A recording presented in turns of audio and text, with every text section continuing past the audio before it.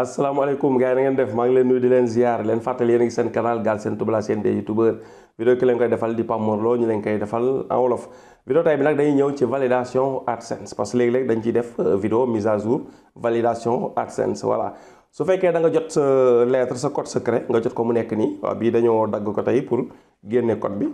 mais courrier bi moo nekk nii bu mat bi voilà moo nekk nii voilà bii dañ ko dagg moo tax boo xoolee ci nga mu gën a ndaw voilà. léegi boo ko dagg boo ñëwee da ngay xotti côté yi am na ay perforé ñu def ci côté yi voilà soo ko xottee pare nga ubbi soo ubbee am na code boo xam ne day nekk ci li nga xam ne mooy courrier bi code bii nii moom nga soxla pour valider voilà.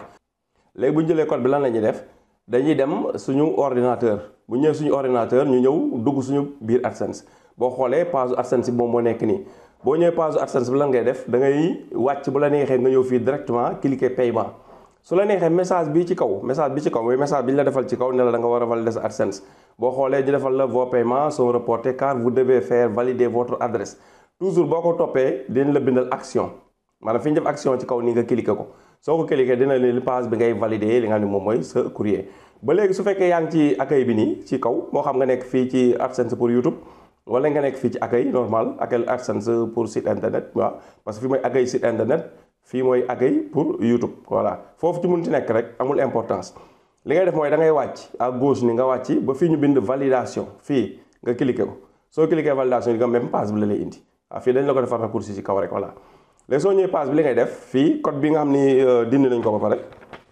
muy code bii nii voilà moom la ñuy jël tàppe ko li nga xam ne mooy case bi voilà code baa ngi nekk 88 38 02 voilà 88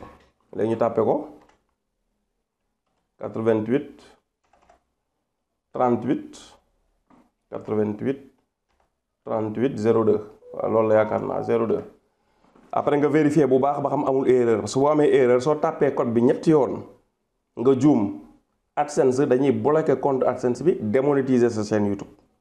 balaa ñu indiwaat sa monétisation chaîne YouTube il faut nga contacter waa AdSense comprendre nga. wan leen ni da nga juum envoyé leen sa document ba ñoom ñu vérifier ba rétablir affaire bi validation bi sa monétisation soog a ñëwaat te loolu nag kon yaakaar naa yàkkamti jaru ko voilà nga def ndànk lire attentivement code bi li ñu la bindal ci code bi nga bind ko soo bindee pare nga vérifier ñu ngi bind 88 38 02 88 38 02 kon c'est bon léegi lan la ñuy def nga ñëw cliquer fii valider mi ngi nii boo xoolee 3 tentatives lañ la may soo juumee 3 fois dañuy bloquer compte nga cliquer fii valider voilà. suñ cliquer valider gis nga bindal nañ ñu xam nga defoon na validation identité ba pare ji nga defal nañu validation de l' adresse terminée mooy validation adresse bi jeex na soo xaaree 1 minute rek à peu près boo defee actualiser page bi message bii dafa war a deñ normalement daa war a deñ voilà bu deñul tam nga xaar ba 3 minutes mu deñ ci nga deñ automatiquement léegi kon compte bi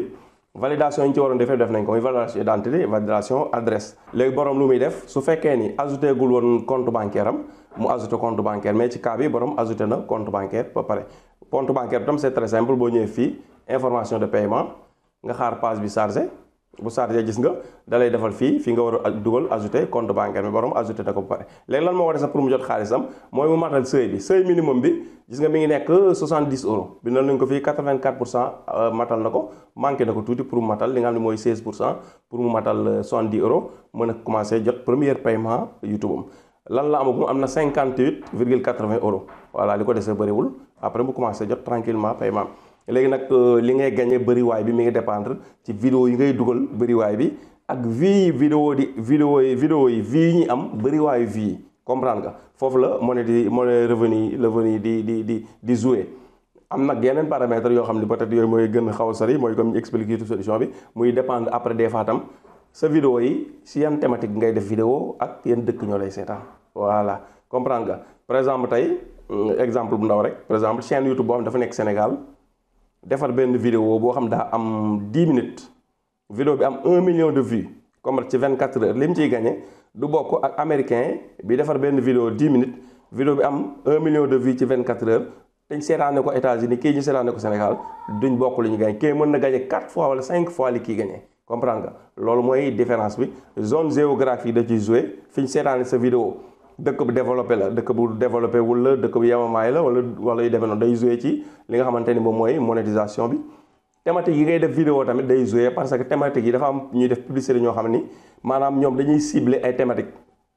par exemple tey koo xam day def ay chaînes yoo xam ni dafay dem ci noo am na yoo sax duñ ci sori parce que dañ ko détaillé ci YouTube Solution bi te formation la voilà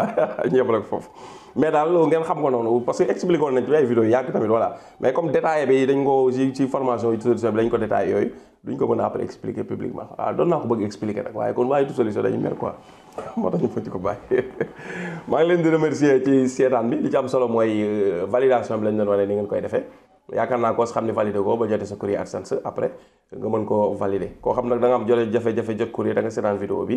da ngay topp vidéo yi ñu def courrier après li nga xam nan ngay def soo bëggee sa courrier ñëw ci boîte postale Galsen Tube bi voilà kon ñu ngi leen jox rendez-vous ba vidéo bii di ñëw incha allah jërëjëf